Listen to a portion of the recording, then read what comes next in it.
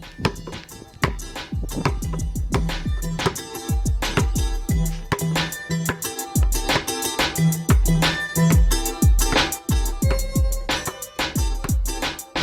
Hoop Heads Podcast is brought to you by Head Start Basketball.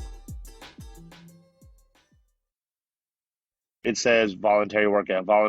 It's got 4 voluntary workouts. It's a Devo. It's your first week in college. I'm not telling you what to do, but voluntary in college does not mean voluntary. You better show up. Every single one. He said everyone? He said every single one until the coaches literally say, hey, you cannot come to these because you're doing too much. Show up. Monty Patel is an assistant boys basketball coach at Jacksonville High School in the state of Arkansas. Monty also served as the head coach for Team Arkansas in TBT 2021.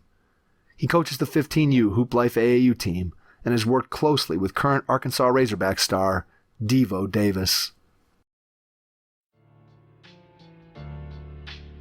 Hey Hoopheads, I wanted to take a minute to shout out our partners and friends at Dr. Dish Basketball. Their Dr. Dish shooting machines are undoubtedly the most advanced and user-friendly machines on the market. Sign up now for their Virtual Camp 2.0 featuring 10 days of workouts with pro trainers from the Dr. Dish family. Learn more at drdishbasketball.com and follow their incredible content at Dr. Dish B-Ball on Twitter, Instagram, Facebook, and YouTube. Mention the Hoopheads podcast and save an extra $300 on the Dr. Dish Rebel, All-Star, and CT models. Visit drdishbasketball.com for details. That's a great deal, Hoopheads. Get your Dr. Dish shooting machine today. Hi, this is Matthew Raidbard, author of Lead Like a Pro, and you're listening to the Hoopheads podcast. If you're looking to improve your coaching, please consider joining the Hoopheads Mentorship Program. We believe that having a mentor is the best way to maximize your potential and become a transformational coach. By matching you up with one of our experienced mentors, you'll develop a one-on-one relationship that will help your coaching, your team, your program, and your mindset. The Hoopheads Mentorship Program delivers mentoring services to basketball coaches at all levels through our team of experienced head coaches. Find out more at hoopheadspod.com or shoot me an email directly, mike@hoopheadspod.com. Follow us on social media at HoopheadsPod on Twitter and Instagram, and be sure to check out the Hoopheads Podcast Network for more great basketball content. Prepare like the pros with the all-new Fast Draw and Fast Scout. Fast Draw has been the #1 play diagramming software for coaches for years. You'll quickly see why Fast Model Sports has the most compelling and intuitive basketball software out there. For a limited time, Fast Model is offering new subscribers 10% off Fast Draw and Fast Scout. Just use the code SAVE10 at checkout to grab your discount, and you'll be on your way to more efficient game prep and improved communication with your team. Fast Model also has new coaching content every week on its blog, plus play and drill diagrams on its Playbank. Check out the links in the show notes for more. Fast Model Sports is the best in basketball. Jot down some notes as you listen to this episode with Monty Patel, boys basketball assistant coach at Jacksonville High School in the state of Arkansas. Hello and welcome to the Hoopheads Podcast. It's Mike Linsing here with my co-host Jason Suckle tonight, and we are pleased to welcome back to the Hoopheads Pod Coach Monty Patel from Jacksonville High School in the state of Arkansas, assistant basketball coach, and has also picked up some other duties and has some other news and lots of interesting things that have happened in Monty's career since we last spoke with him. So we are excited to have him back. Monty, welcome. Hey, appreciate you having me, both of y'all. Absolutely. We are excited to be able to have you back, talk about all of the things that you've been able to do since we last talked, and there's been a lot of exciting developments. I want to give you a chance quickly for people maybe before they go back and listen to this one, maybe they're going to listen to the other episode, but there may be some people who just want a quick recap. So give us a quick 30-second bio. Who is Monty Patel? And then we'll dive into some of the things that you've been up to recently. Well, I'm an assistant coach in the state of Arkansas. I've just been working my way up the ladder, trying to just get to the pinnacle of my career. I've been to some of the top states in the school and North Little Rock and Marion. That was while we were on the podcast together before. and just, been just going after it, grinding myself up and trying to, get to the next move and get myself to my goals. All right. So ultimately, your goal is, refresh our memory. I know what it is. You want to be a head coach at the I want to be a head coach at the high school level, or, I'm not opposed to college, and it just has to be the right fit and the right scenario, and I think I could be good at it, but you don't know until you jump in there. Absolutely. So true. All right. Give us the story of how you get to your current position, assistant coach at Jacksonville High School. So I had 5 coaches in 5 years the last time we talked, whether they left or whether I left. So I went from Cossatot River to Marion, had a great 2 years at Cossatot and at Marion High School, right outside Memphis. And then I got to the number 1 school in the state, North Little Rock, and had an awesome year there. And then once I left there, a spot where my family lived, my parents lived, and I wanted to get closer to them, opened up at Jacksonville, and the coaches at North Little Rock knew them, and they're like, hey, we can help you get that position if you want it. And they made a call or two, and next thing I knew, I was there. What has been the most gratifying part of being on the Jacksonville staff? I love the fact that I still get to work, and Coach Joyner, he's our head coach. He lets me just do what I need to do what I want to do. He treats me like a second head coach. Most gratifying thing, we were fortunate. We got to the state championship game. Technically, we're not supposed to say we're co-state champs, but in my opinion, I'm a winner and loser type of guy. And so we didn't get to play the game because that's when the pandemic broke out. But most gratifying part was getting there. I just didn't get to taste what it'd be like being in that game. Yeah, I think you were not the only person that unfortunately has experienced that, and it had to be tough. How did you guys handle that? I can't even imagine being a kid who was a senior. Now, it's bad enough if you're a player who's going to have an opportunity to return the next year. It's bad enough if you're a coach, because we all know that those opportunities are few and far between. But at least theoretically, if you're an underclassman or you're a coach, you're going to have another shot at that opportunity. But if you're a senior and that's your only opportunity, that had to be devastating. How did you guys handle that situation with your kids? Because obviously there's a ton of disappointment that you didn't get an opportunity to play that state championship game. It was just crazy. It's crazy to think about, because when we were going through the season and then the matchups came out, and now we're working our way through the tournament. First, the team we beat is my former team at Marion, where the kids that we started developing and playing early in their careers, because we knew they'd be special, which they turned out to be a very special team, is who we have to knock out to get to the state championship game. So I'm like, this is bittersweet in a way, but we get there and we win that game when we're losing our ever-loving minds in the locker room, as any other team would. And, now it's a week of practice and just get after it, get ready, get prepared for who we're playing. We're playing West Memphis, who has a kid that's an Auburn commit, Chris Moore. We have a kid that's an Arkansas commit, Devo Davis, and then they're also best friends. So a lot of the storyline was there. You just made itself up.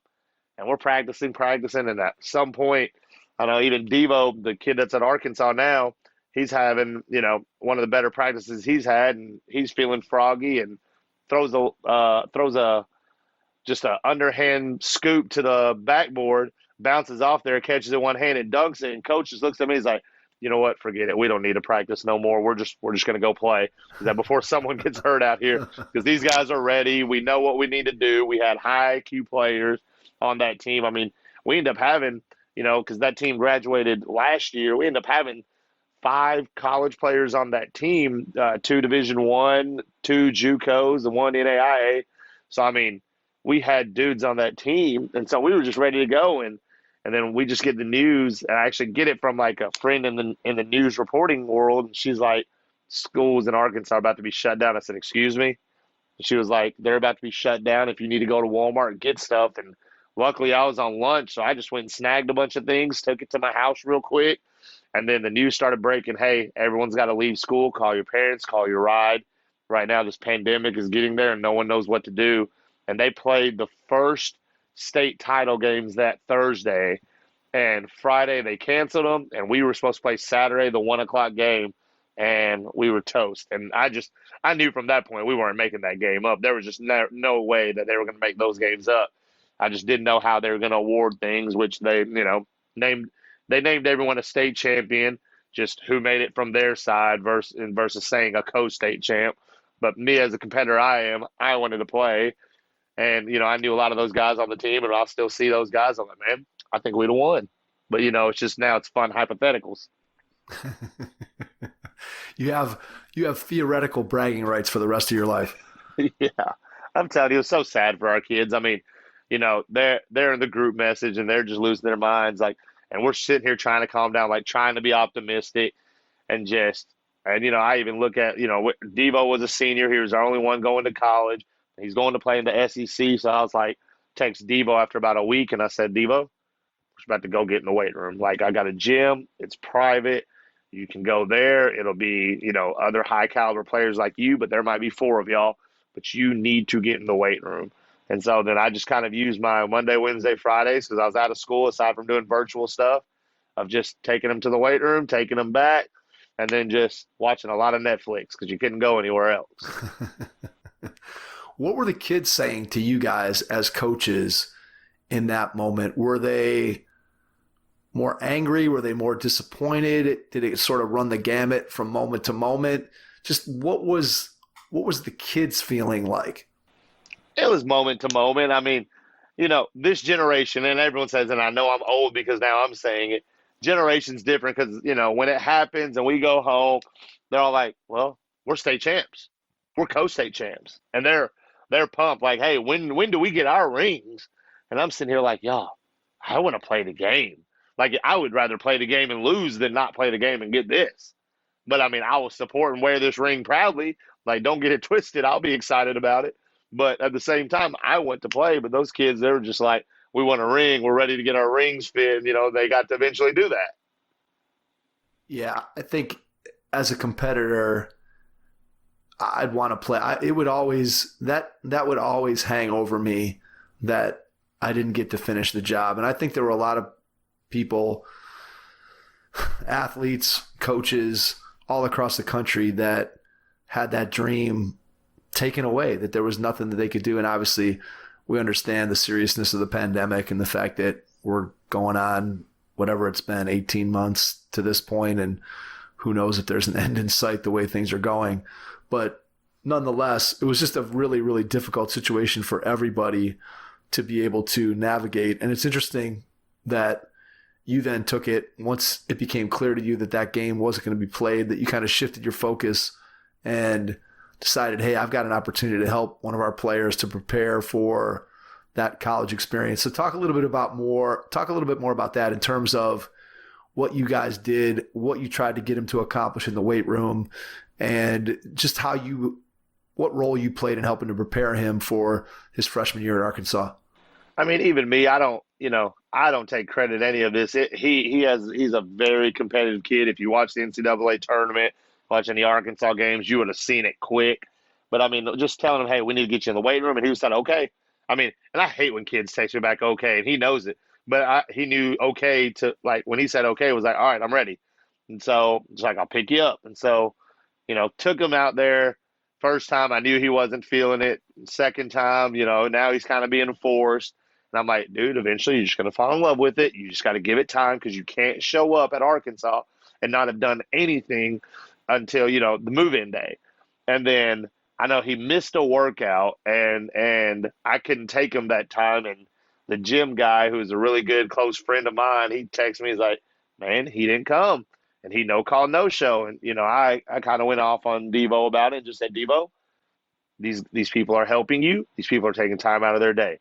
If you're not going to make it, that's fine, but you need to tell them. And he said, yes, sir, I'm sorry. I texted him late. And I was like, okay, well, let's not let it happen again. And then he went back to it. And then one Wednesday or one Monday, one of the days, I didn't get a text about, hey, pick me up here to take me.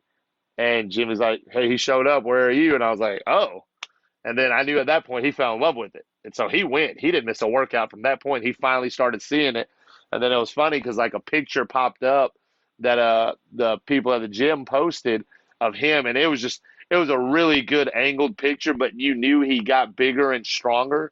But, I mean, you would have thought this dude added 40, 50 pounds of muscle in a month and a half of just what the picture looked like. I mean, and there were jokes going around on Twitter about his name's not Devo, it's Devo, and just making little references to, like, Friday.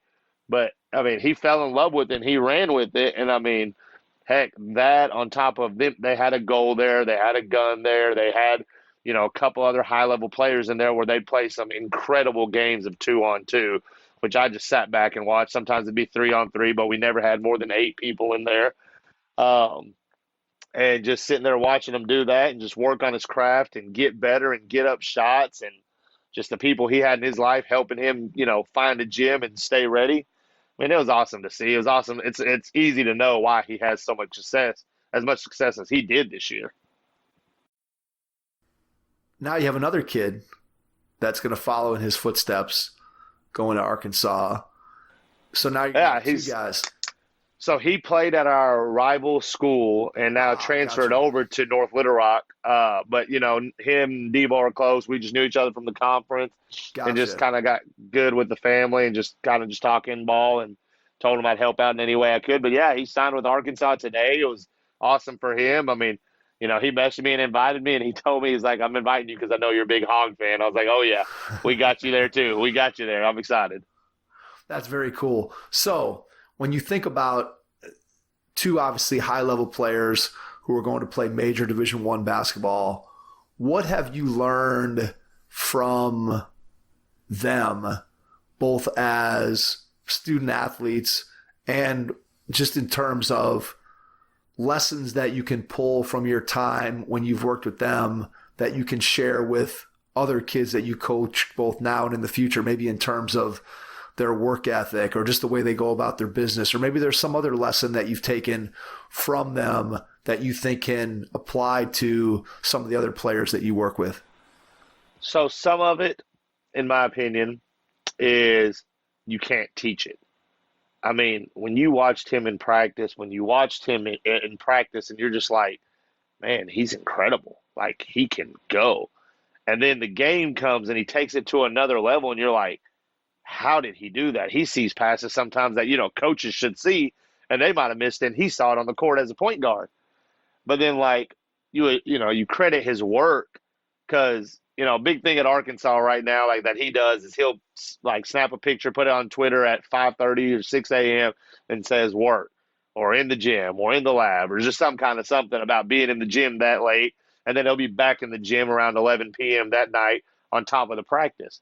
I mean, this kid literally got up at 6 a.m., high school kid, 6 a.m., went to the gym, worked out, lifted, shot, did all those things, got out of school at noon, would be back in the gym around 2, taking more shots, doing those type of things, just working on his craft, to practicing with us. Once practice ended, even me, I would be like, hey, Devo, if you want to stick around, I'll rebound, we'll do some shooting drill. Somebody's like, Coach, I already got a workout scheduled with, his trainers. Like, oh, cool. All right, see you. Why am I going to fight you about it? So he'd hop out of the gym, go get another workout. And then by that time, it's time to go to bed and do it all over again. So, I mean, how much work he put in is just shown on a national level because even, when he blew up, for whatever reason, people are like, oh, you did it. I was like, I didn't do nothing for that kid. I came his senior year. The dude was already ranked and everything. Like, I came in here and just told him stories about how athletes have thrown it away to what athletes have been successful that I've seen in my life. And, what it means to be a Razorback, how people are going to treat you, what your social media needs to look like, and those type of things that I know other people have those conversations with. So at the end of the day, I just built a great relationship with him, as I do all the other kids we had. He just got such a focus because he was at the school in the state. So, but I mean, with just that type of kid, man, I mean, just to be honest, he was a freak. I mean, 6'4" point guard that guarded at a high level. Every scouting report, even playing the kid that just committed, who's a 5-star, top 10 in the country. When he was a sophomore, I'm like, Devo, you got Nick? He said, I don't care. Put me on whoever you want, whoever we need to stop. And he literally didn't care. He guarded the best player every game and carried our offensive load and made everyone around him better. And he was smart while he did it too. I mean, he's one of those kids that knew his stats the whole game. Oh, I got this assist. I got 3 rebounds here. I got 2 points here. His nickname was Mr. Triple Double in high school because he had 11 of them in school, in high school ball. But he also knew what he was doing. He was bored during games, and I started learning that later because in practice I was like, man, we don't have anyone that can challenge you. So how can I make this practice harder? What if coach is talking, here's 10 burpees? What if I only let you play with your right hand? What if you can't take any of the ball screens? What if you only have 2 dribbles? And I'm telling you, I got tired of doing it because he was bored. He could do it. I'm like, I don't know how to challenge this kid. He's just there.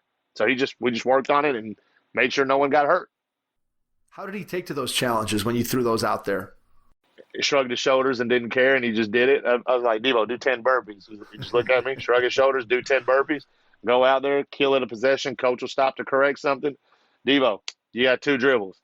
Okay, 2 right-hand dribbles. Okay. And I'm like, you gotta be kidding me. And it was to a point where I was like, man, I'm defeated. Like, what do I do? And I even called a couple coaches, like, did you ever have a high-level kid that you just couldn't challenge? And, most coaches replied, well, the high-level kids I had thought they were too good to do any of the stuff that you're telling me. Right. So I have already failed at that point. And I'm like, well, he ain't got no ego like that. Like, he'll do whatever's asked. He'll get frustrated at times, as any other player does. But it was like frustration you can live with because it's about winning and losing. It sounds to me like the lesson that you could pull out to share with other players or with a coach who's trying to give more to their players is, look, it's the work ethic, right?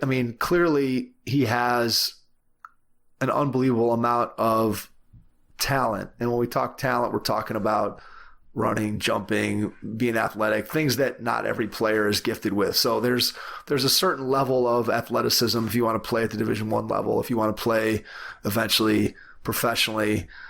There's just a level of talent, quote unquote, that you have to have. But I think what I hear you saying, and when we think of who the best players are at every level, whether you're talking about high school players, whether you're talking about college players, pro players, you're talking about that ability to have that work ethic and wanting to not only challenge themselves outside externally, but I think that challenge internally to be the best that they can possibly be. I think that's what I take away from those stories, that it's not just, hey, I'm a talented kid and I roll the balls out. It's, no, I've got to get in the gym. I got to work. And when you described his daily schedule and you think about what it takes to be a successful Division I college basketball player, I'm not sure everybody realizes what it really takes. If you ask me, let's say bullet pointed out, competitor for sure. And then with kids, I tell them what kind of kid he was because teachers at Jacksonville loved him. And it wasn't because he was going to the Razorbacks, because I've had plenty of teachers and kids who are like, man, this kid's really good basketball player, and I know that, but he just doesn't act right in class. And, you've heard that spill. And with him, they loved him because he was respectful. He did his work. And so, the smarter you are, the easier things come to you. So concepts were easy for him because he, paid attention to stuff. So, if I bullet pointed it, work ethic, competitiveness, good character, phenomenal kid. When kids see the dude, he came to Jacksonville Middle School this year, the second day of school, to greet kids in the door. And half the kids were too afraid to even take a picture with him because they don't know him as Devo Davis of Jacksonville High School. They know him Devo Davis, Arkansas Razorbacks. And he's just sitting there like, hey, how are you? Good morning. First period is here. We're in foundations class. And the kids just eyes just lit up. And so, yeah, you're right. And then there's just probably 50 lessons that people probably eventually get tired of hearing me say, man, I'll tell you about Devo. Here's what he did. And, we had other kids that worked hard too, by all means. But it's Devo just got the recognition in the state. Well, I think the thing is when you have that certain baseline of talent, what I love to see when I think about myself as a coach, or I think about players that I played with back in the day, you think about guys who maximized their ability, whatever that ability might have been. How close did they get to reaching their potential and taking advantage of all the gifts that they were given? We all know as coaches or as players, we know people who compete are competitive, who have a great work ethic, who have high character. And those are the people I think that we tend to respect as coaches. We respected them as players because they got the most out of what they were given. And then in the same breath, I think we can all think of that player who had just an immense amount of talent, but never put it to the best use, never maximized that talent by having a great work ethic or by having great character. Instead, they were always willing to kind of go half speed and never put their best effort in, or they were kind of a jerk or whatever it might have been. And I think it's just important to remember that what it means is that not everybody has the potential to be a high major Division I player. Some people just don't have the natural physical gifts that are required to play at that level. And yet at the same time, they can maximize what they have and be a very good high school player, or maybe they're a small college player, or maybe they're a player who plays in high school and ends up just playing intramural basketball in college, whatever it might be. But they're maximizing their potential. I think, to me, that's the lesson. No, for sure. I was the intramural player, by the way, but for sure. And I mean, even with him, I mean, you saw it when Arkansas was playing this year. He got there and people are asking, what do you expect from Devo? He was the lowest ranked of the 4 guys that signed. And I was like, I think by the end of the year he starts. I think he starts from day one. And they're like, you're just being biased. I was like, I just know what he is. And he ends up leading us, if I'm correct, he was our scoring leader in the NCAA tournament at 12 points a game, maybe second on the team. And they didn't run a single play for him. It came from the defensive end. It came from transition, and they never ran a play for him all year. And he had, an 18-point game, a 16-point game. And just like, how do you keep finding ways to fit in? How do you make your team better? And the whole team loved playing with him. The coaching staff would call and be like, this dude's different. And I'm like, I know, but like, is he different? Like, does he have NBA potential? And they're like, he might only be here 2 years. He maybe has to take a third, maybe. But if things work out right, he's got to take 2. I was like, dang, like, I didn't realize you were that good. Just from playing defense, really. I mean, just being a locked down kid, and then everything else, you just made so many guys better. That ability to make other players better, I think, is so underrated. And when you look at players who have success, I think what you're looking at is guys who have an impact, A, on both ends of the floor, and B, they have a positive impact on the environment where they are, whether that's the practice environment, whether that's in a game, whether that's on the team bus, at the team meal, whatever. I think those are the players that everybody's looking for. Those are the players that high school coaches love, that college coaches love, and eventually, if you have the necessary ability, the players that pro coaches love. And so it's really exciting. It's got to be gratifying for you to be able to see the success that he's had, and just to, again, not take any credit for it, but just to feel like you had some impact on who he is and what his career is all about.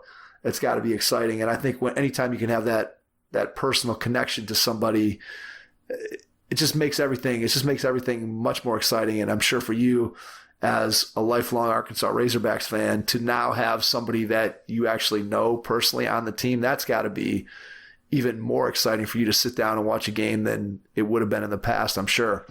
I mean, it's awesome. And like, I helped him move in. I went up there and took a bunch of his stuff, loaded up the car. We moved him in and all that good stuff. And I said, Devo, when you get your schedule, probably the first week of what's going on here, let me know. I said, okay. And so he sent it.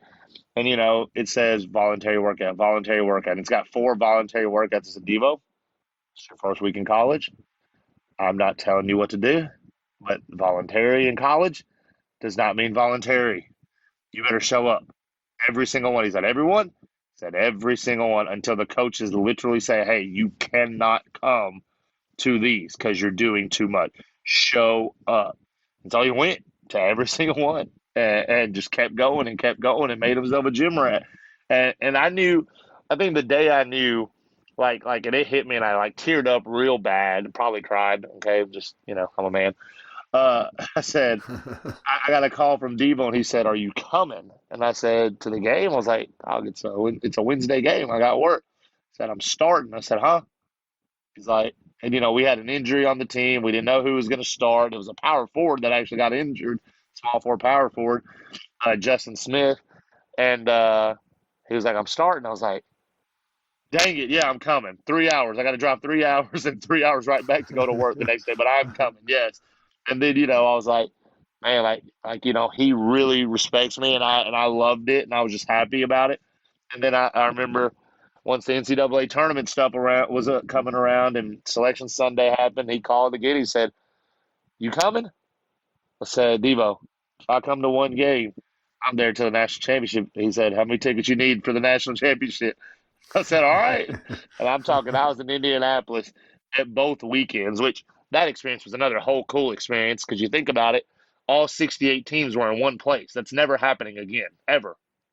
And so, he had me tickets for that. And so I went down there. I literally drove down there, drove right back the next day because I had AAU tryouts.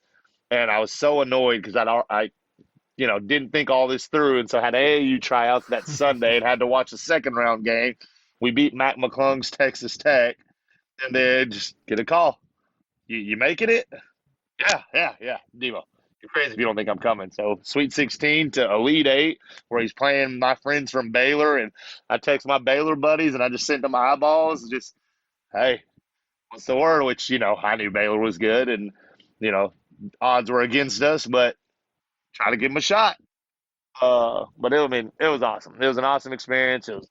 It's year two is here, and got to see him not too long ago. Came to the school, went up there and watched him practice. So I'm happy for him. I'm happy for what kind of kid he is and how he handles himself, and just everything that's coming his way is very well deserved for him, and he did it all. You talk about the relationships that you're able to build and that you try to build with kids, and I think the stories that you've told tonight illustrate the value of a relationship with a player. And clearly the value of this relationship, you're getting to follow him more closely because he's playing at the University of Arkansas, and it's extremely gratifying for you to see that. And yet I'm sure you're building those same types of relationships with kids who aren't getting those same opportunities. And really it's just, to me, when I think about what coaching is all about, I always say it comes down to those relationships that you're building with your players and what that relationship looks like after a player graduates, after they leave. What does that relationship look like? Do they continue to come back? Do they continue to stay in contact? And obviously that's worked for you, and it's a testament to your ability to build relationships with the kids that you coach. And I know we talked about that the last time you were on, and we're continuing to talk about that tonight.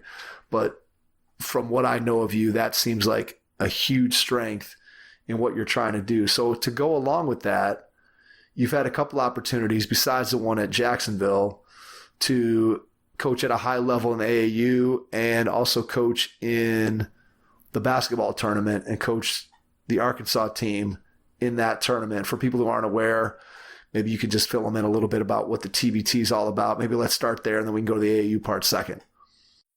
TBT was a $1 million winner-take-all March Madness style tournament. They had 64 teams, and whoever was at the end was a millionaire team. It was made up of, some could be alumni teams, some could be teams of just really good players.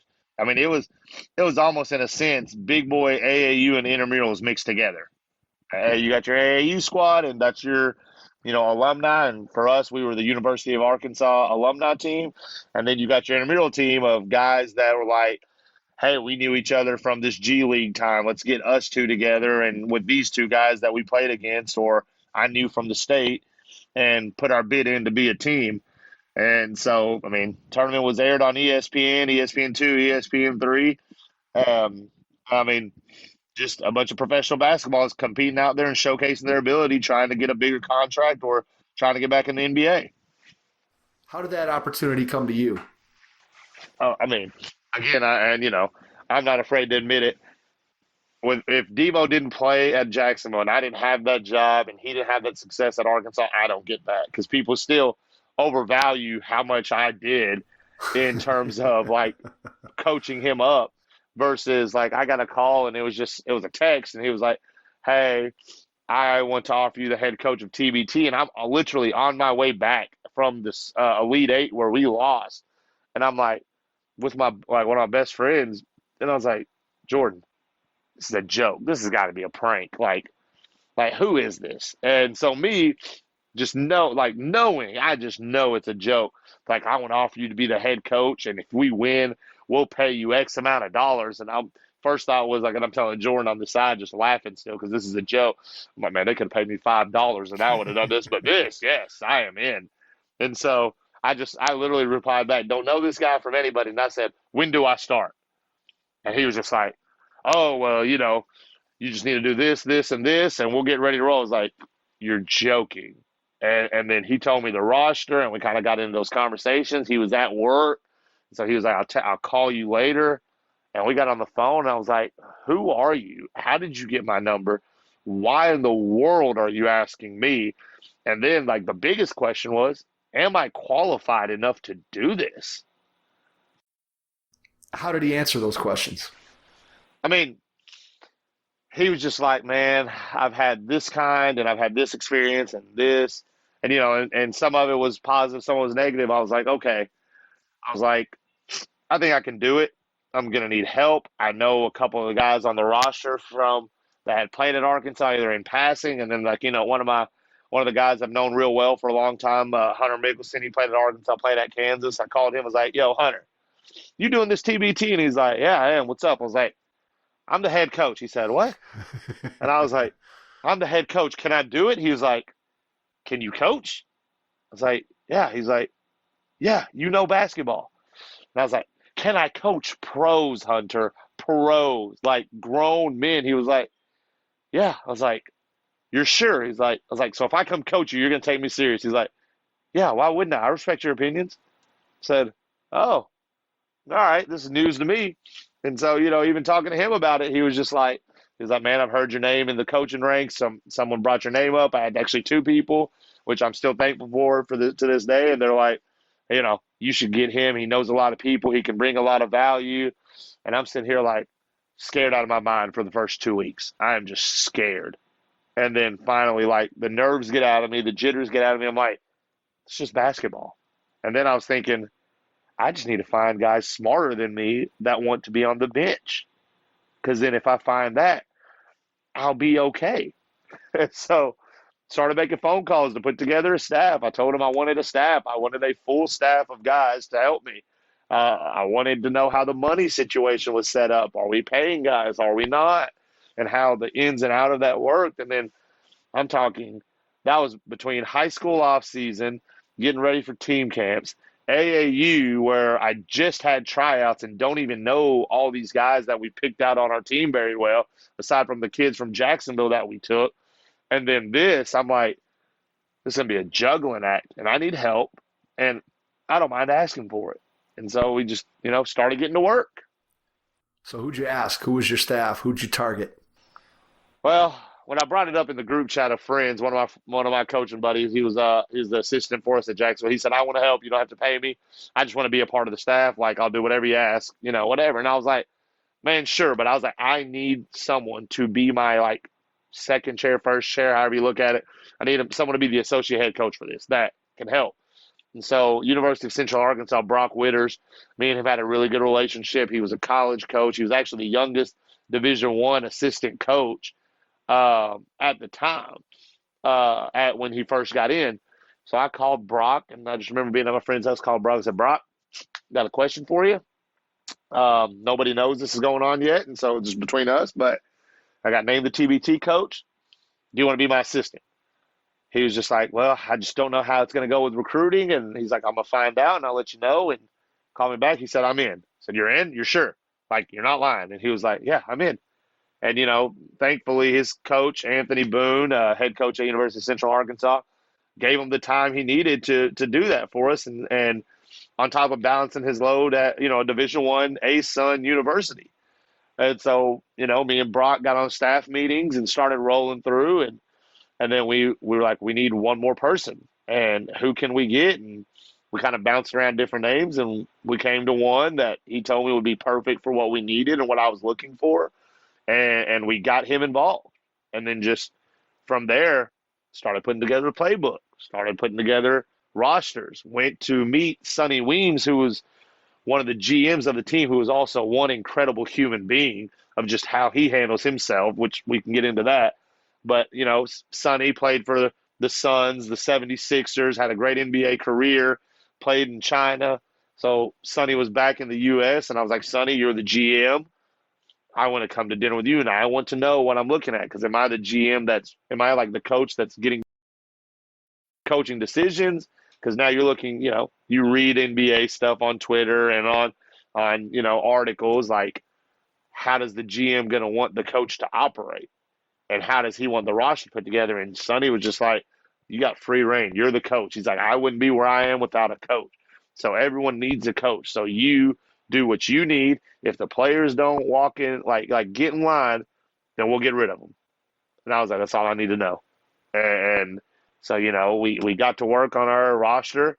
Keith, our GM, he was a big part of the roster on who we should contact. And then we just talked to Sonny as well about guys he knew and what could help, what could hurt, what we needed, and just put together our roster. How many guys said no when you asked them? A few. And when I say I was 6 degrees of separation, I was talking to guys like Russ Smith. I was talking to guys like Peyton Siva from Louisville. I was reaching out to, Archie Goodwin, that was a lottery pick, and that's from Arkansas. And, Archie was already on a team. Daryl Macon, another guy that was in the NBA, and he already had some NBA workouts lined up. Couldn't blame him. Peyton Siva and Russ Smith said they were okay. They were going to pass on the opportunity because they're the associate head coach from Louisville is the head coach at Arkansas State. So kind of just, use my networking skills to get to these people. The one guy from a high school coach in Arkansas that I called, he had turned us down, said he wasn't going to play at all. Apparently he got offered a good amount of money to actually play guaranteed that we didn't have. And his team actually won it, and he ended up signing to the Pacers. So I'm like, man, like we were close to getting him. But, we still had, Jalen Barford, who'd been in the G League, and Dusty Hannas, who'd been in the G League, got called up to the Grizzlies. Markel Crawford, who'd been in the G League, got called up before. Kavion Pippins, Scottie Pippen's nephew. Josh Hagens was on that UALR run with Chris Beard, and then, Chris Beard left for Texas Tech. And then obviously Hunter Mickelson, and then we had the Chris Coffey, NAIA National Player of the Year, that grew 3 inches. We had a team of dudes that were like, bought in, and just went to going at it. I'm still getting excited even thinking about it because I don't know how it happened. Are you tired of slipping and sliding on the court and sticky sheets just aren't giving you grip? Grip Spritz solves this problem without having to lick your hand to clean your shoes. Grip Spritz is used by countless AAU, high school and college programs, semi-pro teams, as well as NCAA athletes and G League players. Unlike other products, Grip Spritz has solutions for individual players, not just entire teams. We've used Grip Spritz at our Head Start basketball camps and players love it. To keep you and your team from slipping and sliding, visit gripspritz.net to learn more. What does the prep look like? So how many practices do you have before you head to the tournament? What do those practices look like? Just how do you go about organizing that when it's for a one-off tournament with a bunch of guys that haven't played together before? The first thing I knew is I did not want to be the guy that got caught with his pants down, not knowing rules or things going on. We were playing college basketball rules, so we went through all the rules that they sent out, the TBT did. You had to know about the ELOM ending, which is, they add a certain number, which for this was 8, to the winning team score when they shut the clock out, and everyone's target score is that number. So they added that. So how did that operate? What special situations came out of it? And then me, just I know how I am, and I want stuff done. I went to calling the people at TBT because they only have 8 people on staff. We learned, and our GMs had their numbers, so we'd call them, and I was like, listen, I just want the game films. I want the game films from the last 4 years. Like last 4 years, yes, I'm going to watch every single team that went to the finals and won it. And so then, knowing I had a staff, I was like, y'all watch these, I'll watch these. And we just try to figure out what they did and what strategies there could have been to be had to do that. Then in our staff meetings, we talked about what plays work for pros, like what quick hitters, what offense, how do we want to do our blobs, how do we want to do our slobs, just things like that. And I mean, in our staff meetings, we put them together, and when we said what we liked, what we didn't like, we got together for 3 days. We had a fourth day we had a first day, which was more open gym, get into town, because a lot of these guys don't live in Arkansas anymore. So they're coming in, and, we're putting them up at hotels, which, I'm going around getting sponsorships for. So can't just kill all that money. So they came into open gym if they wanted to. And then the next day we had our first practice, and we did that for 3 days, putting in, installing everything. And at that point of first practice where, you're a little jittery of just, I'm a high school assistant. I don't coach pros. What is this going to look like? How am I going to know these guys are bought in? And this was some of the stuff I was, very vulnerable with the staff we put together, which ended up being Brock Witters and, Carter Vance. And they were just like, do what you just said. Be the most prepared person there. Have the correct answers to everything, but don't be afraid to admit that you will find out later. And so when guys had questions, I had the answers to all of them. I'd already looked them up. I'd already went through the scenarios, and I'd earned their respect because we already knew who we were playing. We used the synergy from college that Brock had access to. We used, FIBA stuff that these guys were playing overseas with. And we put together scouting reports, and we sent it out 2 days before the first practice on a PDF to every single person's phone, including the GMs. Here's the scouting report. Here's what we believe they'll try to run. Here's who we believe they'll try to play with. And we were playing TCU's alumni team, the Fort Worth Funk, with Alex Robinson and Willie Warren from Oklahoma. And, I mean, we knew them like the back of our hand at the time because we'd had everything down. We knew their shooting percentages, if they were Kobe, Rondo, or Curry. I mean, we were on top of it. And so we earned the players' respect quick because they knew we were organized. They knew we were trying to win. We were trying to win the right way. We were trying to treat this like a professional team. And we went through our scout. We sent them clips on their phone because, again, we respect their times as professionals that, hey, watch this on your own time whenever you want. This isn't high school where I have to have you in the film room to watch. But, we could have done that. And we're like, hey, here's film, 3 minutes tops. Watch it. Here's the guys we're going against. And, we believe that every single player watched it. Whether they did or didn't, couldn't tell you. But the way they responded to us, we assumed they watched it. So little stuff like that, I mean, just add it all up so quickly that by the time the first practice started, I had the whistle and we started going through shooting drills, just kind of getting the guys like warmed up to offense, defense, and implementing the Elam ending strategy and what we were going to do. It just started going together, and I just felt like I was back in my natural element of, man, this is basketball. Why am I overthinking stuff? Just coach and have fun. Because at the end of the day, I mean, I told, my close friends, and I'm not afraid to tell anyone now because I'm way more comfortable with the situation, I'm not even supposed to be the coach. Like, I'm not supposed to be here, so I have nothing to lose. If we win, I have things to gain. If we win the whole thing, well, I have a million things to gain. But if we lose, like, I wasn't supposed to be in this spot in the first place, so give it everything I got and let's see what happens.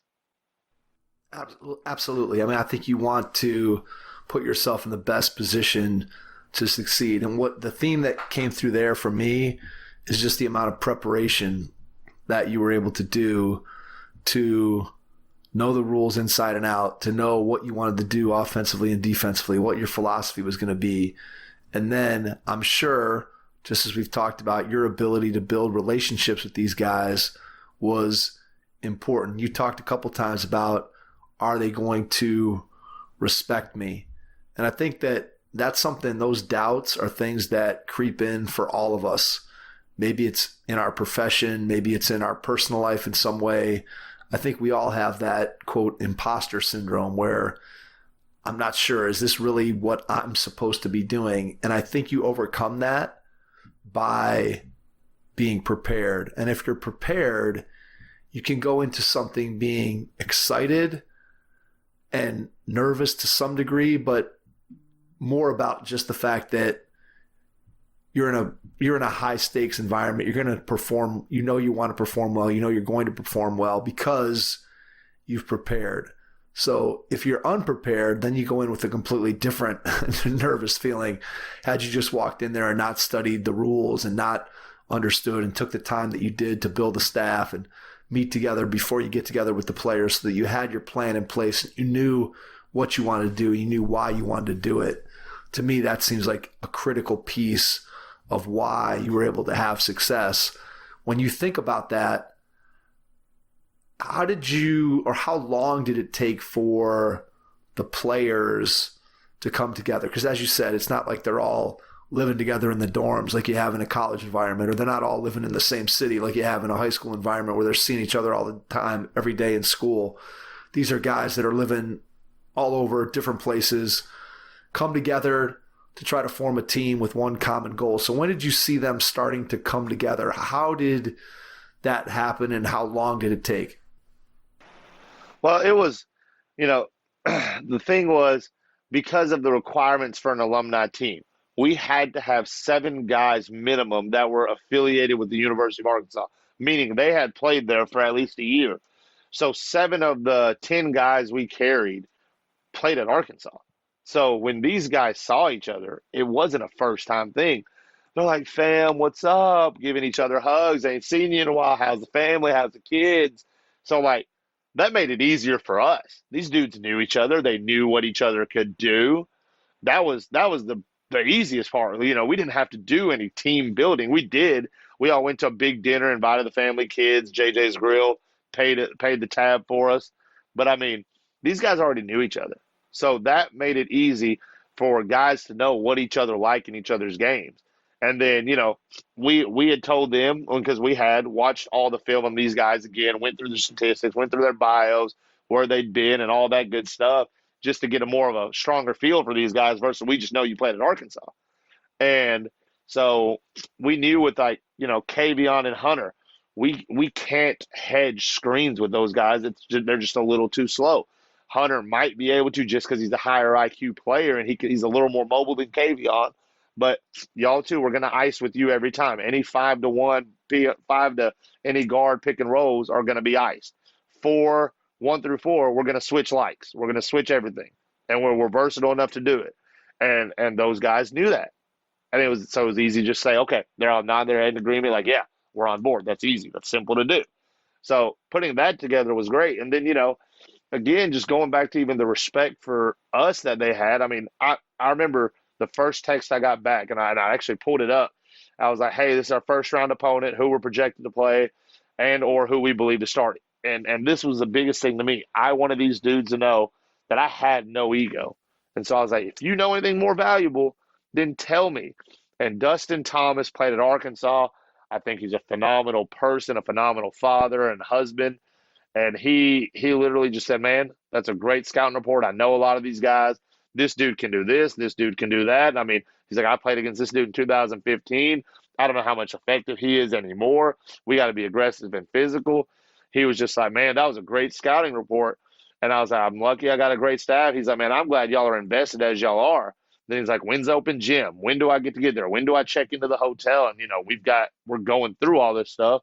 Again, just being prepared. And then when these guys saw each other at the hotel, I'm sure it was more like, yo, what's up? Let's hang out in the room. Let's catch up. Let's grab a drink, That made it easy for us. The new guys that mixed in, they also already knew a couple of these guys from different avenues of basketball. So then they just made friends because, I remember Dusty brought up the NAIA kid, Chris Coffey, that they didn't know. And they're like, man, it's just a grown version of Adriel Bailey, who also played at Arkansas. He just loves to sing, bebop, dunk on everybody, got too much energy, and just loves to have fun. And you could just tell those guys got along quick. I mean, it was grown man AAU. That's all it was. What's the experience like in the tournament itself? Obviously, with the money, there's high stakes. These guys are committing time. You're committing time to be a part of it. What's the experience like of actually playing in the basketball tournament? It was wild. Like, I mean, just this first, let me just go to where we get to the hotel, okay? Me, I know who I am. I'm comfortable. I'm a nobody. I'm an assistant high school coach at Jacksonville. Doesn't nobody here know that aside from the people with us, right? And we walk in with the team. I'm like, there's Archie Goodwin, lottery pick. There's Derek Williams, lottery pick. There's Darren Collison, played in the NBA, and he's coaching one of the teams. And all these guys just know each other while we're all checking in and dapping each other up. And I'm like, this again, it's just big boy AAU. All these guys are friends. They've got all the teams staying at the same hotel in Wichita. So I'm like, this is going to be either really good or this is going to turn into a big war zone if somebody loses or when somebody loses. But I mean, they do all that. The TBT staff was awesome. They got us checked in. We had to go through COVID protocols and stuff. We check into our rooms. A school down there, the Heights High School, they had gave us their gym through a connection we'd had to where we could just privately go in there and shoot as much and stay in the gym as long as we want. So we went through our walkthrough that day. Sonny, again, incredible person. He was like, let's do this right. Let's take these boys out for a dinner on me. Pay like a $1,500 tab for our dinner as a team and a staff. Everyone got nice steak dinner before we played a 1:00 game. Just kind of sent them little notes of the guys that they were having on their final roster. Got up at 9 a.m., got everybody Chick-fil-A, a 10-count mini. And then, we said, hey, they're giving us the gym at Wichita for an hour. We can go if you want. It's optional. It's early in the morning. If y'all want to rest. So some guys came, some guy rested, and they just, did what they needed to do as professionals, and we treated them as such. And, man, we walked in and get metal detected. You've got security, you've got parking. And I mean, in high school, I walk in the back door straight to the bench if I have to. And so here they're like, hey, you can't go on the court till this time. Hey, coach, we want to mic you up for ESPN. Hey, coach, can we interview some of your guys? I'm just like, how do these guys handle this? And then there's cameras in our locker room. There's other like projects in the work that I can't necessarily just get into, but there's things going on in the work. So there's other cameras in our locker room. And I'm like, don't say nothing stupid. Don't say nothing dumb. Just make sure I know what I'm talking about. Don't cuss. Just little things like that I'm just, trying to be very self-aware of. And then they're like, you can get on the court at this time. We're going to do the national anthem on this time. And we're the first game, and I'm telling you, we botched all of it. The national anthem's going on. We're facing the wrong way compared to what they wanted. The team picture's missing 2 or 3 guys, so they had to redo it later. And but then the games came on. They're telling us, hey, the media timeouts are very, very long, so just be ready for that. And I've never had a media timeout, so I'm like, long, minute 30 maybe. Full timeout's a minute, so they'll probably give us a minute 30. Media timeout was 4 minutes, 5 minutes, which feels like an eternity. So luckily, Brock, with his experience in coaching college basketball, he would keep me over and say, hey, we got a while. Talk through your thoughts, then I'll tell you mine. But you're the head coach. You've got thoughts. I know you do. Smart guy. So I tell him my thoughts. He's like, good, I'm thinking the same thing. Or good, let's change this. What do you think about this? And we talk out our thoughts. And I try to go over to the huddle to tell these guys. He's like, no, we still got time. And so I'm like, okay, well, what about this, this, and this? And then finally I'd go over there. We talk. We get up. And then they'd be like, no, the media timeout's still going. I'm like, goodness, I can't even get a media timeout right. And I mean, but in the game, we started off on an 8-0 run. And I'm sitting here. My heart is already pounding. I mean, I think I'm about to just have a heart attack. It is pounding out my chest. Finally, I've kind of calmed down, and now I'm ready. Like, just in my thought, the game's going. I'm yelling out, ice the ball screen. Hey, send him left. Just whatever we need to. That's a Kobe. And we get to rolling like that. We go into halftime with the lead. We make a few adjustments. We take a small run, and then we get to the Elam part. Well, now we have a 3-point lead going into Elam. So we had to get to, I want to say the final score was 68. So the score was 57-60. The first one to 68 wins. CJ Jones, who in our rotation, which was another thing that we did that that professionals do, is we had rotations based off of time in the game. Like, hey, at the start of the first quarter, we're starting lineup is this. Media timeout, here's the team we have on the floor. 2 minutes left in the quarter, here's the team we have. Here's who we're starting the second quarter with. And so, and I'm sitting here like trying to stick with this rotation because we know we're trying to get these guys in because they're giving up their time to be here. And, CJ Jones played at Arkansas, didn't have the career he was wanting there, transfer Middle Tennessee, ended up having a great career there and just graduated. He's running hot, but I don't even realize how hot he is. I didn't even realize he hadn't missed a shot yet. I just knew he'd hit a couple threes. And so they're like, do you want to sub him out or do you want to keep him? I was like, run CJ. He's hot. We'll play the hot hand. Let's roll with it. Timeout happens. We're 3 points away from the Elam ending, and it's 2 possessions for them. So regardless, we could score, and we still have a chance to score again if we take a 2. So I'm telling our guys, hey, if it's a 2, take it. Don't pass it up for the 3. But if there's a 3, hit the shot. And go in. Higgins drives, loses the ball a little bit, and then smacks it right over to the corner. CJ catches it, shoots it, drills it. The bench mauls him for the game. Because since we won, I'm over here shaking the coach's hand, trying not to be overly excited, trying to, act like I've been there, like I tell my kids. And then, I'm getting mauled by the ESPN people. Hey, you got to interview here. Get Barford and get CJ. And I'm like, dang, CJ had a really good game. And so the box score gets in front of me. I'm like, CJ was 6 of 6 and a +7. I was like, geez, dude didn't miss a shot the whole game. His plus minus was a 7. Like, we go with it. And, I mean, we were thrilled. And then after the locker room starts clearing out and I'm sitting there with Brock and Carter, I just let out a big sigh. They're like, what? I was like, let's get ready for game 2 because it's in 2 days. So how do we do this? But luckily, again, even my know-how of college was we already had the scout ready, at least personnel-wise. We just had to plug in which one we were taking. And we had to watch their film that they were playing because now we have a 1-game sample size of what they look like. So, I mean, by the time dinner time came around, our scout was done. And we played at 1, got done at 3, took us about 4 hours, sent it out to the players, had a walkthrough the next day, and then next day went and played again. Result didn't go our way. We went on an 8-0 run. We were up 8 with a minute 30. Elon was a minute 30 away. We didn't execute the way we were talking about in the timeout. Took a couple shots that we needed to wait longer in the shot clock, and they came out and hit 3 and a layup to tie it back. Had to burn a timeout for it. Going to Elon, momentum's their way. And after the game ended and kind of looked at the runs, and it was a 16-3 run they beat us on at the end. And so ended up getting sent home that day. So what was the overall experience like coaching professional players compared to what you do day to day at the high school level? To me, it was the biggest high of my life.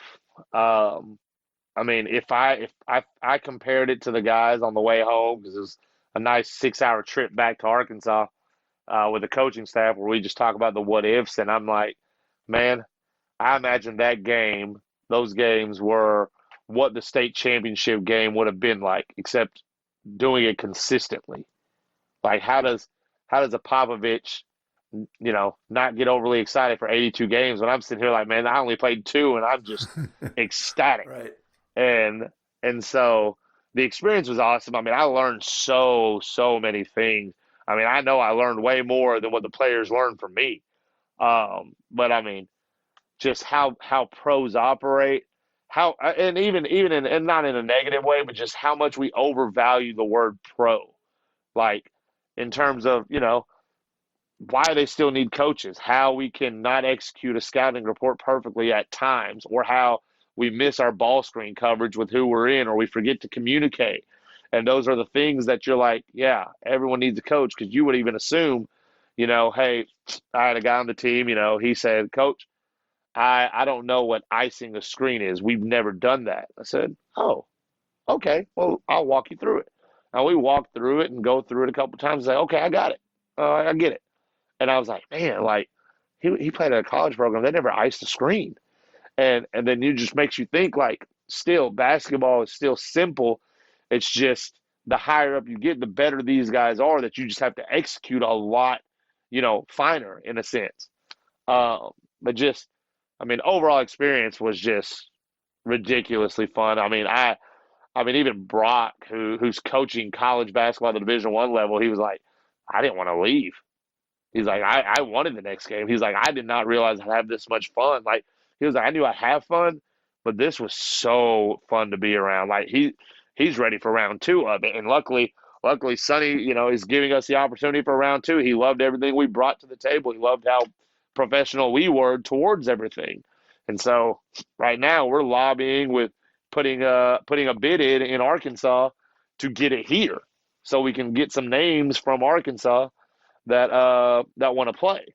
And so I had the best experience of my life. When kids ask me, I tell them how these pros operate and what it means to be a pro and make money versus what high school and 16-year-old thoughts are versus what even 6 years later to 8 years later, 22 to 25 to 30-year-olds thoughts are on how to approach the game of basketball. So it was just awesome. What's the number one thing that you take away from the experience, that when you think about yourself in the future and you think about the opportunity to be a head coach, let's just say at the high school level, what's the number one takeaway from your experience as the head coach of this TBT team that will benefit you when you eventually get a head coaching job? Just, again, like we talked about in the beginning, the relationships. It's so important, even with these guys, knowing them for a week, but, talking to them up, every other day or every couple of days about just different things going on and keeping them updated and communication. Even Dusty Hannas, who, was a great player at Arkansas, played in the G League. He had told me he loved the way we approached everything. He loved the way that we took their inputs and some we threw out, some we kept, just depending on what we thought best as a staff and how we carried ourselves. Another one of the players said, hey, you can coach pro. Like, you have the personality, you have the want to, and you are prepared. And I think I had enough of a relationship with him but before the game started, I said, hey, man, I'm just telling you honestly, because this is something I just got off Quinn Snyder and what he does with the Jazz. I don't know how many minutes I have for you this game. I'm tightening up the rotation, and I want you to be ready in case we need you. But there's a chance you may not go in, and if you do, I may need the best 2 minutes you've ever given. And then that's all you might get. And his response was, Coach, I'm a pro. I'll do whatever you need. And then even in that game, the second game, we didn't get to play him, and I hated it because he worked so hard. He was awesome around the team. He does his role. But just skill-wise, we needed someone had to be the odd man out, and it ended up being him. And after we lost, I pulled him to the side. I said, "Hey, man, I just want you to know, I truly do understand why you're a professional, why you're making money doing this. I know I didn't get you in the game, and I apologize." He said, "Coach, stop there." He's like, "You're coaching, and you have to do what's best for you. I'm a professional. I'm ready when you need me. Do I agree with it? No, because I also think I can play. But I understand how coaching works." And he's like, I respect the heck out of you. And I'm telling you, I was just amazed at how these dudes operated.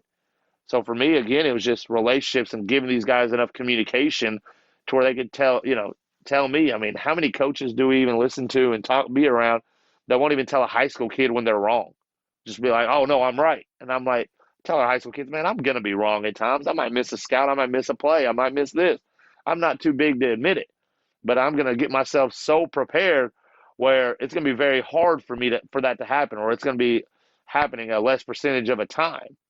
And so again, just that was so important to me, just how to operate. And really, at the end of the day, I was just myself. And I know that's just who I am as a person, is I'm such a relationship guy. I want to check in with people and keep in touch. I still text some of the guys just to, if I see something on Twitter or something like that about them, and I'm like, hey man, saw you just got to this country, like good luck this year. Or hey, how's it going over here? Just little things like that to let them know that, hey, I don't know what our TBT roster looks like next year, but I do have an immense amount of respect for you, that I still want to have a great relationship. And so those things were so important to me. I mean, basketball wise, I had a different type of play card that I've, never used, versus like, I have the plays on a sheet, but had extra quick hitters for the Elam part, had different ball coverages on there, different lineups on there for what I thought were, kind of like on 2K, your best lineup, your 3-point lineup, your free throw lineup. I had the worst free throw percentage shooters on there. I mean, I had just a full piece of paper. I folded in half. It was front and back, and it had information that I needed that I could find quickly. And so, just again, being prepared, it just showed me just a different way. And I credit a lot of it to Brock and Carter, who had me that prepared, and also helped me put it all together in a way that made sense to everybody on staff. I mean, yeah, there's not just one thing, but if you asked me the biggest thing, that was probably it. That makes total sense. I think that communication piece and building relationships is so, so important at every single level of the game. I loved how you said that before games, you go and you talk to a player and you say, hey, I love what you're doing out there. I don't know how many minutes I have for you. I respect who you are. I respect what you're doing. And I think that too often coaches think that players just know those things, that players know that they're appreciated, or players know that they're not going to play. But I think too often coaches make that assumption, and it's not true, because players tend to be a little bit delusional, right? Everybody thinks that they're a little bit better than they are. Everybody thinks they should play a few more minutes. Everybody thinks they should get a few more shots than probably what they really should. And if the coach doesn't communicate that clearly, then I think that's when you start getting that difference of opinion, and that's where problems lie, where a player thinks they should be playing 30 minutes a game and instead they're playing 12. That's a big gap. And that big gap, if there isn't communication to fill it, then it ends up getting filled with things that aren't nearly as productive in terms of the types of thoughts that a player might have, or that the player's family might have, and the problems that might eventually cause a coach. So I think you're 100% spot on that if you can take from your experiences the communication and the relationships, and making sure that your communication is proactive rather than reactive, I think you're always going to end up with a better outcome. All right, so we've touched on your assistant coaching at the high school level. We've touched on your now head coaching experience in the TBT. I want to talk a little bit about your AAU experience, how all three of those kind of come together, and then we can talk about what you think are your next steps in your career based on where you are now and the experiences that you had. So just talk a little bit about your AAU experience that you had this past spring, and then we'll dive into sort of what your future plans may or may not be. So the organization was Hooplife. Guy Todd Denton, great guy, played basketball at the Division II level, was wanting to finally just fund some teams and get people involved and get kids that might be getting overlooked a chance. And so through just connections I'd had, during COVID, I'd hosted a bunch of Zoom clinics of coaches around the country that I've been fortunate enough to know. And then, any high school coach or anybody, if they wanted to, could be on it.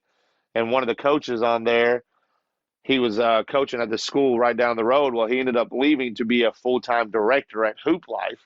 And so we had gotten close, and he'd asked me if I wanted to do it. And I was already with the EYBL organization in the state, or slated to be.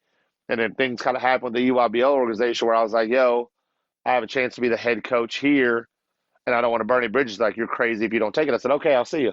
And so I took it and asked them just, do I have full autonomy to go get whoever I want and build this roster? And they're like, yeah, we want to find kids that are getting underlooked that could still play college.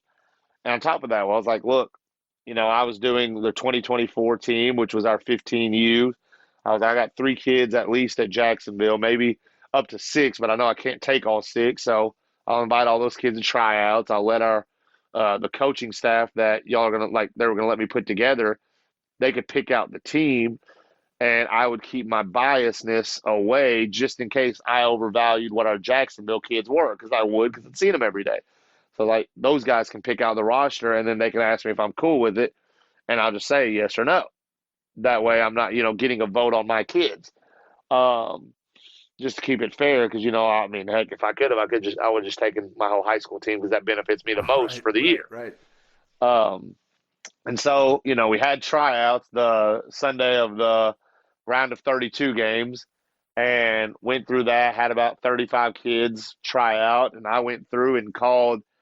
I'd say I'd bet almost every high school coach in Arkansas that I knew, and asked about who the best ninth grader was in their conference, who the best ninth grader was on their team, who's the best ninth grader they'd seen. And when I started getting the consensus names over and over and over, I started reaching out to those families through the coaches and just saying, hey, I want to talk to the family about this kid coming to try out. And just kept an Excel sheet of who they were and all that. Got all these kids there, and we picked out, ended up having 12 on our roster, which, first time doing AAU, 12 is a rather large number, but took 12, and we started practicing at the facilities that Hooplife has, and then we started to grow the organization through social media, through, having gear and having, presented in word of mouth, and now getting to go to live periods, which I've never been to, which are awesome, because I see just so many of the college coaches that I talk to.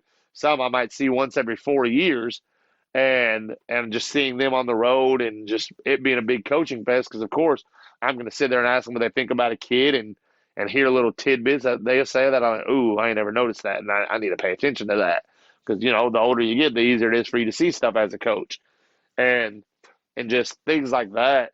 So we were able to put this team together, and we had a phenomenal year. I think we were somewhere around, I want to say our final record was 32-12 or something like that. I played a lot of games. But while we were on the road, wherever, the tournament directors had texted and said they had an extra game, I was like, we'll take it. We got 12 guys. We need to play them. And then learning, through those 42 games or so we played, what I did good, what I did bad, because it was short-term memory, because there was another game in 30 minutes or 2 hours or whatever it was. And so I got to work on my craft so much more. I got to work on quick hitters that I wanted to draw up, during timeouts, and see if we could execute, and see how I could teach it, and see how my terminology can be so precise for kids. And then just different strategies. And then how are we running 2-a-day practices? How am I getting my assistant coaches involved?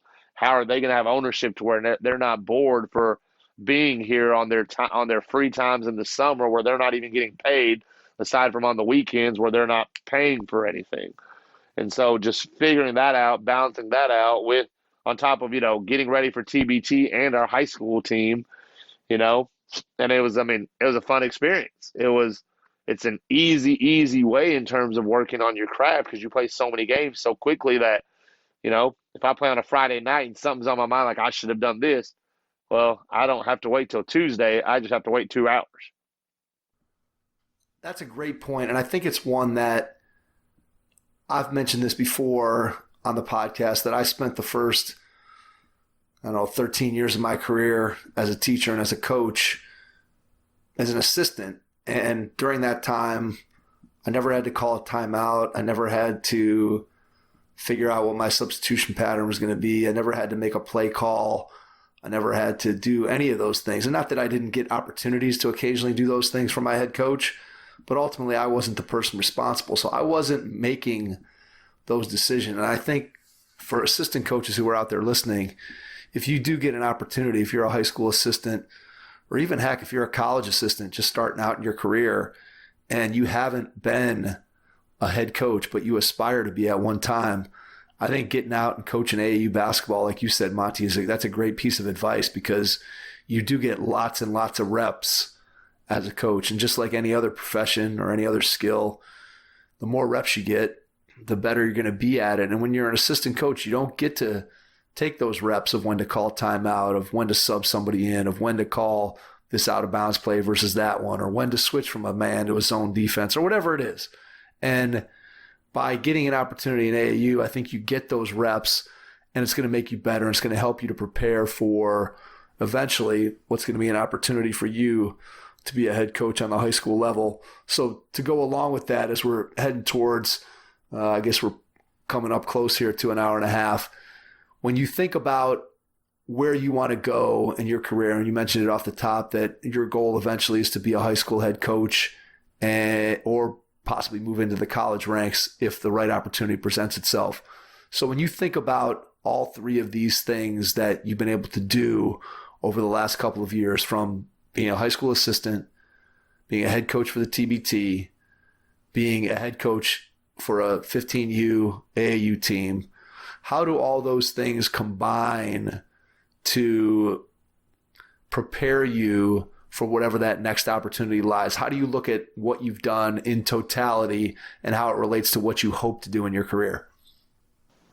I mean, to me, all of it was like, hey, how similar each level really is, and just teaching the verbiage you're using, and then how you're handling the off-court business, which is more important than anything.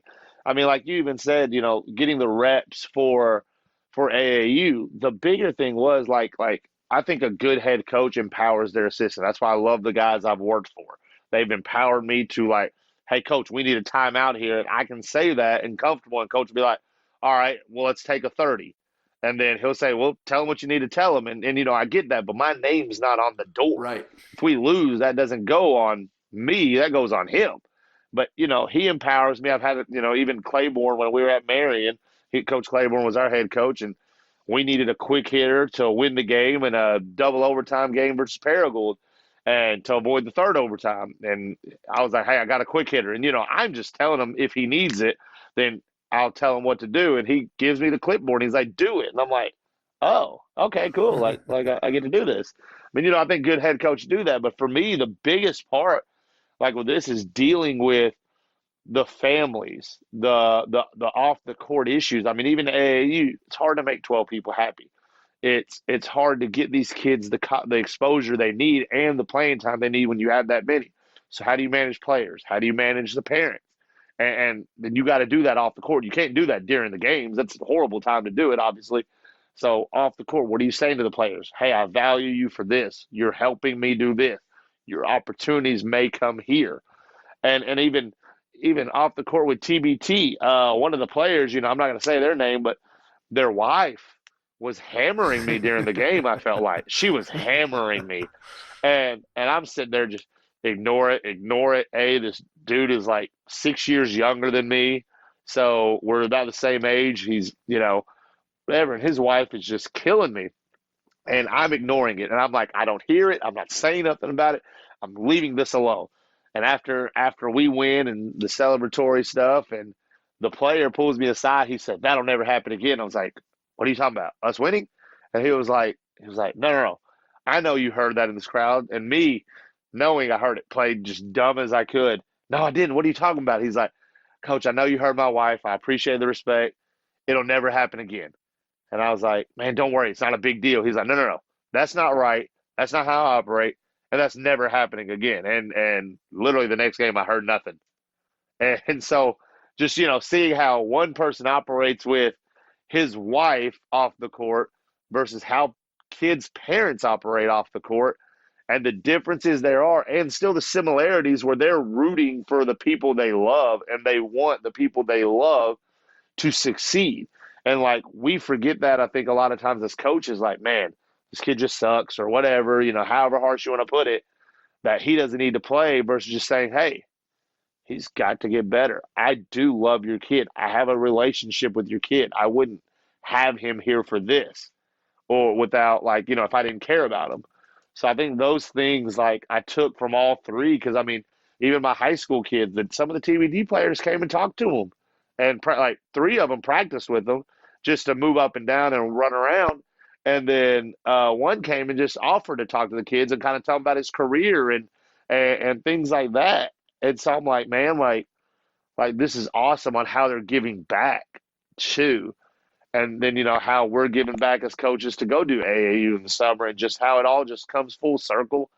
Um, and it was such a big year of basketball for me. I mean, 2021 was the best year of basketball I could have asked with for my career sake. And then just what I could learn and what notes I took. I mean, I have a note in my phone, and I urge a lot of people to do this. I have a note in my phone where anything I type it in and I save it basketball wise, or if I see it on Twitter, I copy the link and put it in there. So whenever I have that first head coaching job, the first thing I'm going to do after I sign the contract and take care of all the other stuff is just sit down and go back through those notes and copy down the stuff I wanted to implement into my philosophy as a head coach. And so the things that I learned from there, I've got like a bullet point list of like 30 or 40 things from each team throughout the year that I was like, man, this is actually really smart. Or like Brock said this, or Coach Salazar, Coach Welch said this to me on the bench during AAU, where I'm just like, yeah, like, oh yeah, that's smart. I've never thought about that. And so I mean, there was way too many things I learned. It was a learning year for me. It wasn't anything special I did aside from sit there and just be a student of the game. As cheesy and cliche as that sounds. It might be, but it's 100% accurate that if you're taking notes, if you're observing, if you're paying attention, there's so many lessons out there in any experience that you have. And you obviously got to have 3 very unique and very meaningful experiences over the last couple of years that are going to only add to the value that you're going to bring to the table in whatever position that you end up in. And I think that's a testament to the type of person that you are. I think it's a testament to the type of coach you are. And I think it's a testament to the fact that you are continuing to grow and improve and get better every single day by doing the things that you just described, which is paying attention to people around you and trying to learn the lessons that are going to make you a better coach going forward. I want to wrap up with one final question, Monty, and that is, when you look ahead, let's say over the next year or two, what do you think is the biggest challenge that you're going to face? And then the second part of the question is, what's the biggest joy that you have every day when you wake up and you get out of bed and you think about what you get to do for a living? So the biggest challenge I'll have to face is just getting that first opportunity. And I know it's coming, and I'm an impatient person when it comes to stuff like that because I feel like I've been ready for 4 years now, 5 years now, just like, okay, I can handle a program. But it's just getting there and staying positive and just reaffirming that, hey, it just hasn't been the right place for me. Like, although they passed me up when I wanted to be there, they didn't want what I could offer. So who does? And how do I sell that to them without seeming like I'm going to be some person that comes in to cause problems versus someone that comes in to solve problems and to help bring value to their school, their organization, or anything of that. So, I mean, I think that's going to be the biggest challenge for me is just getting one and getting the right one and then doing every single thing I need involved to prove anybody wrong that, hey, I'm ready. But, it's always, head coaching experience. You don't have it. Well, now I've got, 44 games with a pro team and high school kids. So I've got head coaching experience. It might not be high school head coaching experience, but if you're talking about a head coach experience, I have all of that. So just trust me, listen to me, ask me these questions. I'll share it with you and we'll figure it out. But I mean, that's going to be the hardest part is just convincing someone to give me that first shot. And when that challenge does come and someone does give me that first shot, now the challenge is to prove them right for hiring me. And the biggest joy I have, I mean, I love the kids we have on the basketball team. I love the kids that we have playing college. I mean, this isn't a brag by any means, but I mean, I've got a kid at Arkansas, kid at Nicholls State, kid at Logan Community College, kid at Mid-South Community College, kid at Oklahoma Wesleyan, a kid at Albany Tech. Like, I love that these kids are all going to play college. I mean, and I can keep going on. I've got a list of the kids and what schools they're at. And so when like basketball season starts coming around, I can sync all the websites like calendars to my calendar to my own personal one. So I know they're playing. So I can just send a little good luck text if I remember to do it. I might miss games here and there, but I try to, hey, good luck, do what you do. And just those type of things. Those are my joys. I mean, my joy was 2 days ago was my birthday, or yesterday was my birthday, and one of my players calls me, and we're in a co-ed softball game, just a bunch of coaches, and I missed the call, and one of the coach's daughters like, your phone's blowing up because the kid called back and FaceTimed me this time. He's like, Coach, why didn't you answer? I was like, I'm busy. I'm playing softball. He's like, Coach, I'm just calling to wish you happy birthday. And I'm like, y'all just had your first college practice. I know you're worn out. I mean, you're at a new school. You're at SIUE, and you're calling me to tell me happy birthday and just to catch up. And I'm like, I'm glad I made an impact on you to where you're there to tell me happy birthday. You're there to tell me a funny memory. So those things, those things keep me going all the time. Whenever I just hear these kids tell me an impact I made on them. I mean, even, former soccer player that I don't know anything about coaching soccer when I got the job, but she's telling me what an impact I made on her life and how she's teaching now and asking me for advice to just, things like that. I mean, those are my joys. Those are my whys. Those are forever be, because I'm in it for those people and just helping them get to where their goals are. I love it, Monty. I can't say it any better than what you just said it in terms of what coaching is all about and being able to have an impact on the young people that you're fortunate enough to be able to use the game of basketball to impact and make a difference in their lives. And that's really what coaching is all about. Cannot thank you enough for taking an hour and a half of your time tonight with us to jump back on and give us an update, share some of the exciting things that you've been able to do. And we're going to look forward to continuing to follow you and wait for that first opportunity that you get to be a head coach. So again, Monty, thanks for jumping on with us tonight. Really appreciate it. And to everyone out there, thanks for listening, and we will catch you on our next episode. Thanks. Thanks for listening to the Hoop Heads podcast, presented by Head Start Basketball.